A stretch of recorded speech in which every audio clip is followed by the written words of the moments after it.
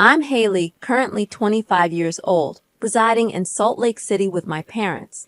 I had been married to my now ex-husband for 2 years.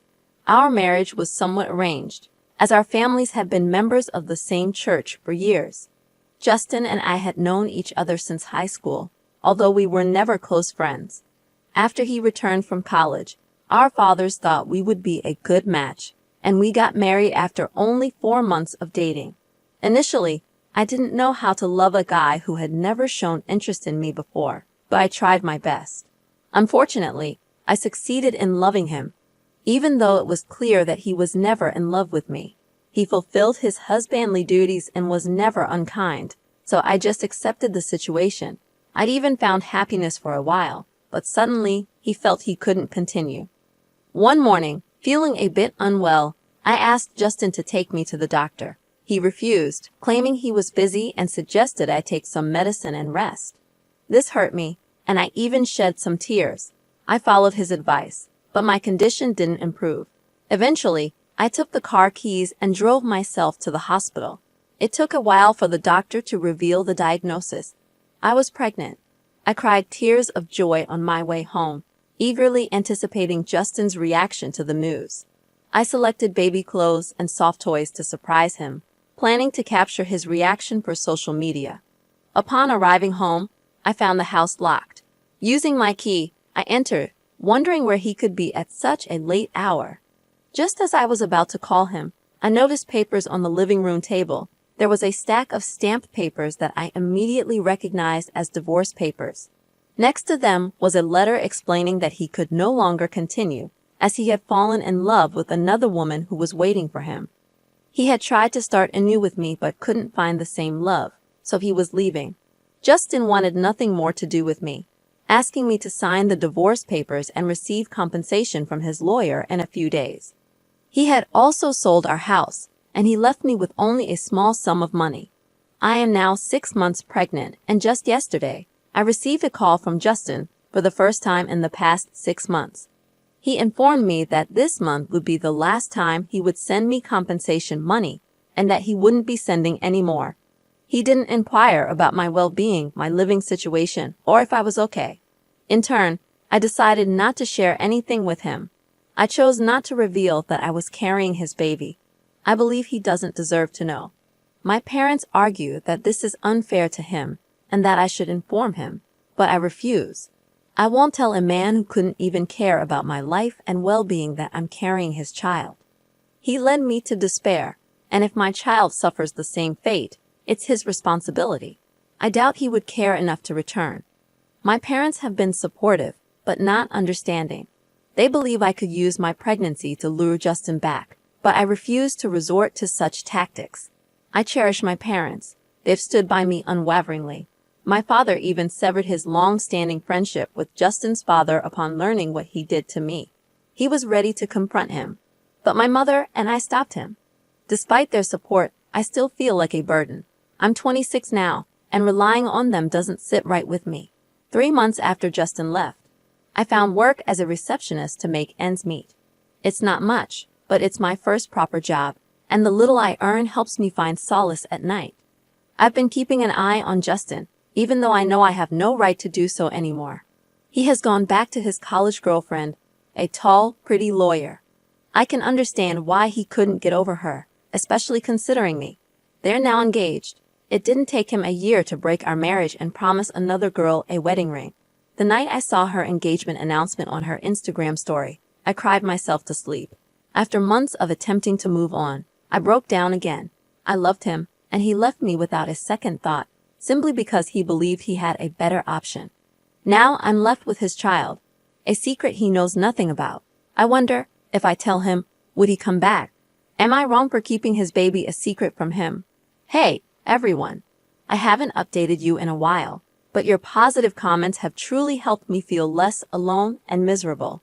After my last update, I made a conscious decision to stop dwelling on my ex-husband. I wanted to move forward for my own well-being, my family, and my little boy. Yes, I gave birth to a baby boy who will be turning 5 in a few months. A lot has changed over the years. I no longer live with my parents but in a house I purchased with my hard-earned money. aided by a little help from the bank. I worked tirelessly, climbing the ranks from a receptionist to eventually becoming the manager of the inn where I started. After my son was born, nothing else mattered. I still miss having a partner to share the love for my child, but I couldn't envision that with anyone else. Love lost its appeal. I just wanted to focus on taking care of my baby and find happiness within my family. Justin's absence became a part of my life, so when he suddenly reappeared years later, I was taken aback. I was returning home from work one day when I found him standing in front of my parents' house. His face lit up when he saw me, and I felt like I was losing my mind. He looked just the same. I noticed his car parked nearby, and he was alone. I offered an awkward smile and a wave, and he greeted me with an awkward hug. He asked how I was doing, but before I could respond, my son, Ronan, ran up to me, calling out, "Mom," and hugged my leg. I lifted Ronan into my arms, and Justin's eyes widened as he looked at my baby. He blurted out, "You're married." I gave him a pointed look and replied, "I'm not, but he is," gesturing to Ronan. Justin confessed that he was no longer with Camilla, and I simply said, "Good for you," trying to walk away. He stopped me and asked the question I had been dreading, if the boy in my arms was his. I felt cornered. I had to answer. So, I admitted that he was indeed his child. Justin looked at me with a sense of betrayal, his eyes welling up with tears as he asked why I hadn't told him, why I hadn't called him, making him believe he had no child. I had no words. I just stood there. Seeing him broken like that, I regretted not telling him, not revealing the truth, and keeping it a secret to punish him for the pain he had caused me for leaving me. I felt like an awful person. I have a loving family now. There was a time when I felt like I was trapped in hell and thought I'd never escape it. But life has transformed into a heavenly experience, and I'm profoundly grateful for it. God truly works in mysterious ways, and if one maintains faith, it's never in vain. The three of us, Justin, Ronan, and I, have become the perfect little family I had always dreamed of. Justin returned to Utah after learning about Ronan. He earnestly begged for my forgiveness, acknowledging that choosing Camilla over a woman who loved him so much was the worst mistake of his life. Camilla, on the other hand, had been starting a new family and suggested an open marriage, which ultimately led to their divorce. Justin came back to me. I know it may seem a little pathetic to take him back after all he put me through, but as a woman, I seized every opportunity for a chance at a happy ending. Despite everything, I still love him because I never stopped loving him. When I began sharing my story here, I was feeling incredibly lonely. It felt like there was nothing in the world harder than my life, and I had an overwhelming need to release my emotions. Unfortunately, I couldn't find anyone who truly cared, so I decided to share my story here and ask if I deserved what had happened to me. All your kind thoughts and support carried me through the tough times, and I'll forever be grateful for them. Thank you. To those who question my decisions, I understand your perspective, but life is complex, and we sometimes make choices others may not understand. I'm just doing what feels right for me. Now, let's switch to a different topic. This upcoming weekend, a group of my friends and I, all in our late 20s and early 30s, are planning to stay at my family's cabin. Two of my friends, Chad and Rebecca, have children, though not together. Chad's situation isn't a big issue because it's not his weekend to have his kids. They'll be with their mother. However, Rebecca encountered a problem when her sister couldn't watch her son due to unexpected circumstances. I sympathized and asked if she had an alternative sitter, to which she replied in the negative.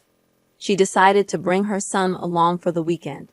I explained that this weekend wasn't really kid-friendly. We planned on drinking and engaging in adult activities. Rebecca questioned why we needed to drink, suggesting it could still be a fun getaway for everyone, including her son. I firmly declined, pointing out that Chad wasn't bringing his kids either. She argued that he should bring them so they could all hang out together. I stood my ground, emphasizing that this trip was meant for adults without children. Frustrated, Rebecca asked if this meant she couldn't come. I responded that if she found a sitter, she was welcome to join us. She accused me of being unfair, insinuating that I was excluding her because she was a parent. She claimed that eventually, everyone else would have kids too. And then what would I do? I calmly stated that I would hang out alone, but she abruptly hung up on me. My concern wasn't solely about the child. It was Rebecca's tendency to alter plans to accommodate her son. I feared our trip would turn into a kid-friendly, alcohol-free event, disrupting our initial plans. For instance, during a festival we attended this summer, everything revolved around her son's preferences. When we suggested splitting up, so some of us could enjoy specific activities, she objected. Later, another friend called, questioning my decision to uninvite Rebecca. I explained my perspective, emphasizing that while I understood things happen, Rebecca consistently altered plans to suit her child. I argued that it wasn't fair for her to change the entire trip, and I stood by my decision. I don't believe I'm in the wrong here. It's my family cabin, and I have the responsibility to ensure everyone's safety and comfort. Allowing an unplanned child in such a setting poses legal risks and complications. I suggest having an honest conversation with the friend group, expressing our desire to stick to the initial plans. Rebecca is welcome to join, provided she finds suitable childcare for her son. It's not about excluding her. It's about maintaining the trip's original purpose and respecting everyone's choices. People need to understand that becoming a parent changes one's lifestyle, and it shouldn't force others to adjust theirs to accommodate them. I won't be bullied into hanging out with other people's kids, and I'm firm in my decision. I'm a 19-year-old woman, and I moved out of my family home today. I'm the oldest of 6 siblings, and I live with my parents and brothers. Growing up, I was expected to babysit my siblings, take care of them, and handle many chores, while my brothers were exempt from any responsibilities. Despite my parents' resistance, I pursued my education and applied for independent financing to attend university. On the moving day, when my parents and siblings were out, I packed my belongings, left a prepared letter, and discreetly departed for my university town. I had to leave secretly because they wouldn't have allowed me to go. I received multiple calls from them, but I only answered once, and they yelled at me, demanding my return. I didn't disclose my address to them. When I shared my story with my flatmates, one of them called me an a-hole and suggested I give my parents my address. I'm unsure if I made the right decision. My flatmate criticized me, but I felt it was necessary to escape an abusive situation. I didn't tell them in advance because I knew they would stop me and disrupt my education. I believe I had the right to leave, but I'm now questioning if I was wrong for leaving suddenly. The responses I've received so far have reassured me that I made the right choice. My parents were using me for free labor, expecting me to quit school and work to help them raise my younger siblings.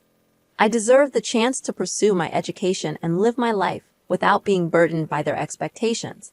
I answered their phone call to confirm I was safe, which was more than they deserved. I appreciate the advice to be cautious about sharing information and to ensure my location is secure. My new life is starting, and I am determined to make the most of this opportunity. Thank you all for your support.